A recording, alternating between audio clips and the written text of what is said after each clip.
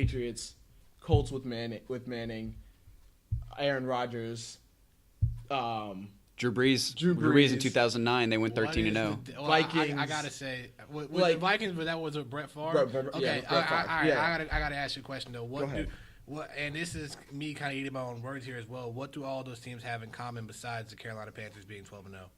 They were led by an elite quarterback. Well, yes, and it- Cam Newton is not an elite quarterback yet. Yeah, no. I'm not even trying to get onto quarterbacks. I'm talking about the team itself behind them. And what this game showed me about the Panthers is, we spoke about it yesterday.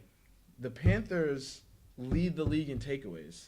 If they're not getting takeaways, boy, are the Panthers in trouble. Mm-hmm. So if you're playing a quarterback who doesn't make mistakes, it looks that I feel like that is the weakness to the Panthers. It's not even if Cam isn't on. It's literally if a quarterback does not give the defense opportunities so that the defense can give Cam Newton more opportunities, it is going to be a close battle. And if I was a Panthers fan, I would then be worried when I'm talking about the Cardinals or if I'm talking about Seattle, because Carson Palmer doesn't make a lot of mistakes and Russell Wilson doesn't make a lot of mistakes. And the Saints defense is nothing at all compared to Arizona's defense. I'm more afraid of Carson Palmer than Russell Wilson, in my opinion. To be honest, Well, we're not. No, Carson Palmer is definitely better. I'm not sitting here saying that, but the fact that Russell Wilson does not make a lot of mistakes, that is where I'm saying that may be a weakness for you guys, because that means that Cam isn't getting as many opportunities as he usually gets, because you guys are just freaks when it comes to taking it. You guys are opportunistic.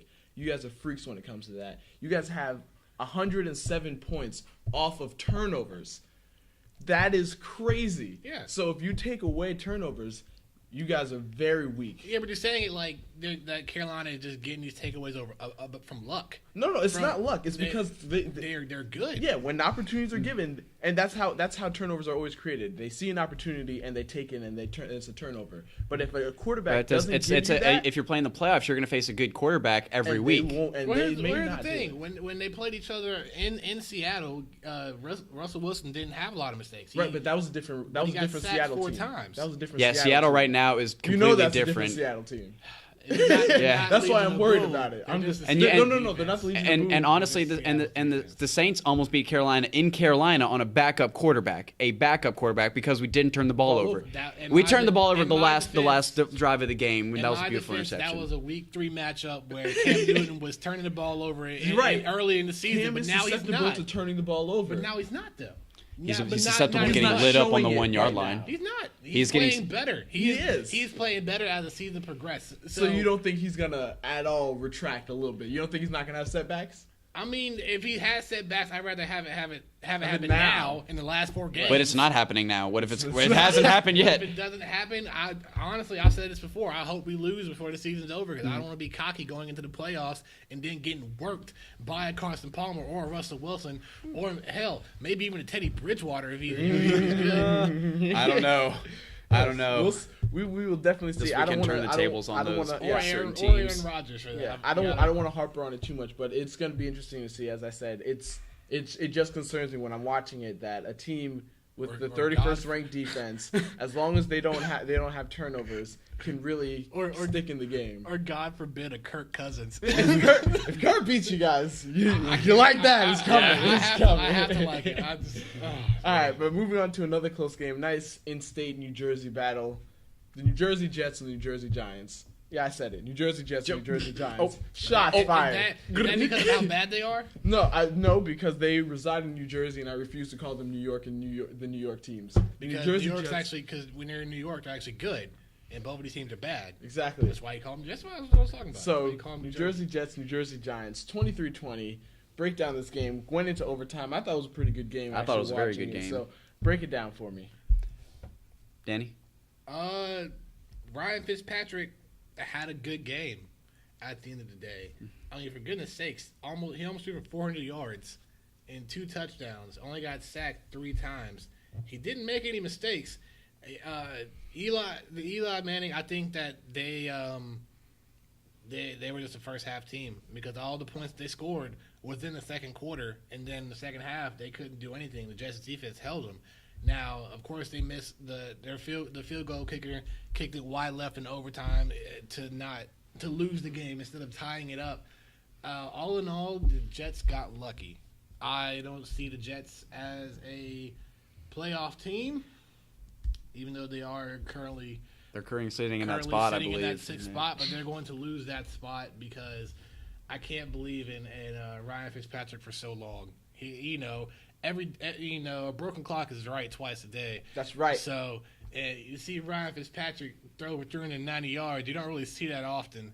That's the same thing when I got hyped about Jay Cutler having a good game but knowing he's not a good quarterback. Ryan Fitzpatrick has had a good game. At the end of the day, almost 400 yards, 28 first downs. Man, they just had a good game. That's the way I see it. And it was a big win for them. Obviously, they're now sitting at 7-5, so they needed that win. They couldn't afford it, and the Giants needed that win, and they didn't get it done. Why didn't they get it done? The Giants. Giants. They're relying too much on one person, and that is Odell Beckham Jr. Okay. They're relying on him too much. They have virtually no rushing game at all. And it's, the old saying, you have to establish the rush game before you can establish the run game. Well, they kind of have a little leeway with that with Odell Beckham Jr., as this kid just is electric. He makes every play. You saw it against Washington, the one-handed catch and pull it in. He had another one-handed catch in this exactly. Just nice little on the run. You see, so what I'm saying is they're relying too much on him. We have Odell. He'll give us opportunities. They, what did they have? 24 carries and 74 yards. You've got to have, and you've got to make a playoff push. You've got to have a running back, and if you have a good running back, that just complements what you can do with Odell Beckham Jr. They're relying too much on him, and yes, he has to this point proved to be pretty six receptions and 149 yards. Yeah, that's efficiency at its finest right there. But it's when it comes to crunch time, it's not going to be reliable if they shut down Odell, which is very hard.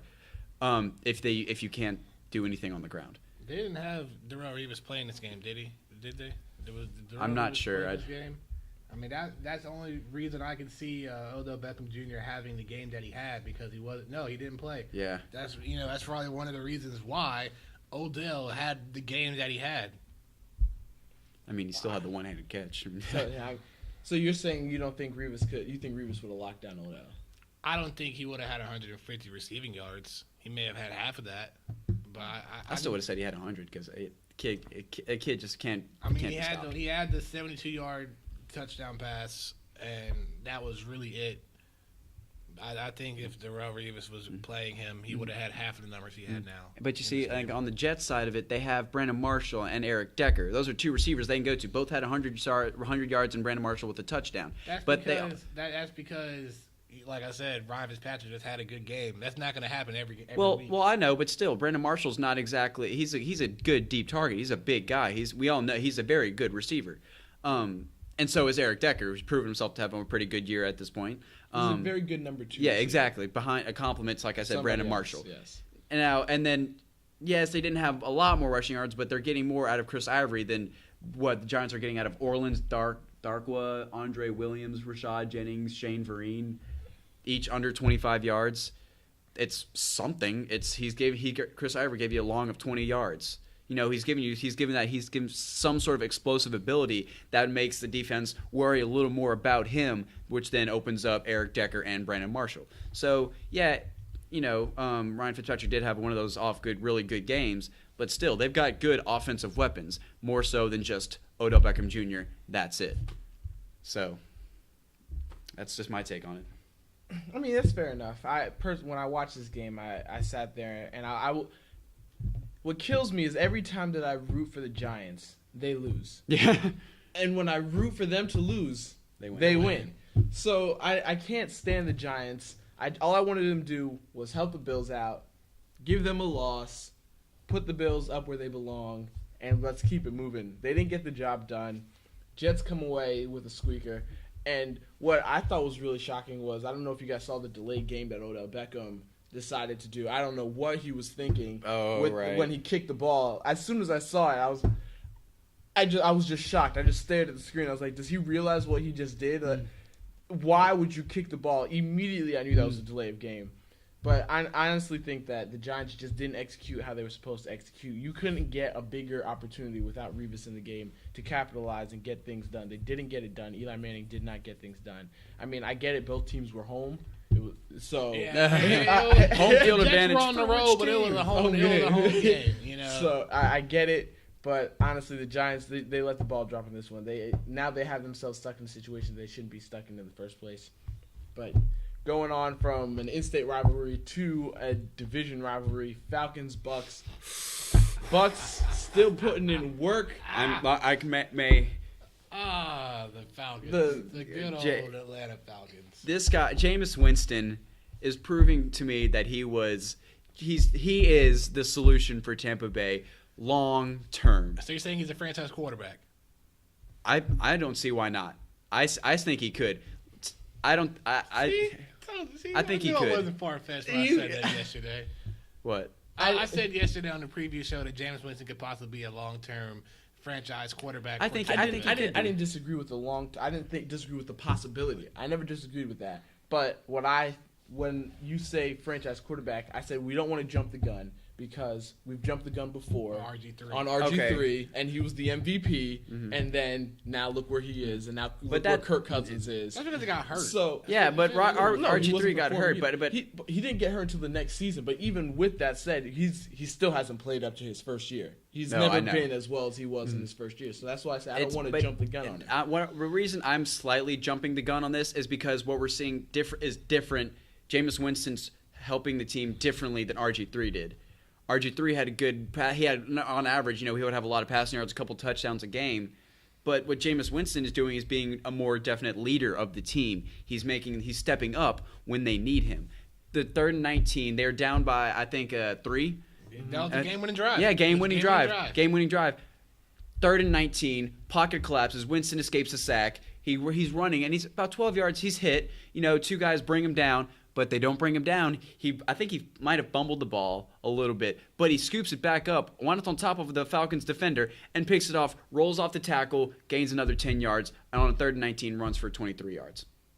Now, that's something that's showing grit, that's showing heart, that's showing passion, that's showing will to win the game, doing what you have to do, throwing your body out of the line for your team. And then on the throwing touchdown, did you see the game-winning touchdown throw? Yeah. On the run, Mike Evans, on outside pass, great catch by Mike Evans, but perfect placement by Jameis Winston on the run after the pocket collapsed. So I'm seeing, what we're seeing out of the past few weeks is that he's living up to the number 1 draft pick potential. I know I've said that before, but he's not throwing up 300 yards, 2 touchdowns, but they don't need that out of him. They need him to run for 20 yards on 3rd and 19. He's needing just a perfect pass to Evans on the end zone, and he's doing a fantastic job. He's on the verge of possibly beating Robert Griffin III's rookie year totals, because in RG3's first year, he had 9 wins, threw for 3,200 yards, 20 touchdowns, 5 picks. Right now, when there's still 4 games remaining, Jameis Winston's thrown almost 2,900 yards, 17 touchdowns. Yeah, he's thrown 11 picks, but he's also running the ball and has 5 rushing touchdowns to RG3's 7 that he had in his first year. And the only difference is the reason why RG3 is not where he is now, because he got hurt in the postseason. He came back too early. He played with his knee still not 100%, and you saw the record showed it. And then they talk about benching him, and then they put him back in to start for a little while. The knee still isn't healed up, and Kirk Cousins took the starting spot. All right, well, I'll give another example. Mark Sanchez leads his team to 2 AFC championships, and now he's butt fumble. Mark Sanchez maintained the Jets to 2 AFC championships. He did. Defense. No. The Jets' defense. As he said, he did what was asked of him. He didn't put up crazy numbers. He did what was needed. He had to put up some type of points for them to win. It wasn't like the defense was getting complete shutouts or anything. Defense obviously was top notch. But Mark Sanchez was an adequate quarterback, and they said that he was going to continue to be a long-term answer and get better as time went on. But the difference is the Bucs don't have that stout defense. Jameis Winston is driving this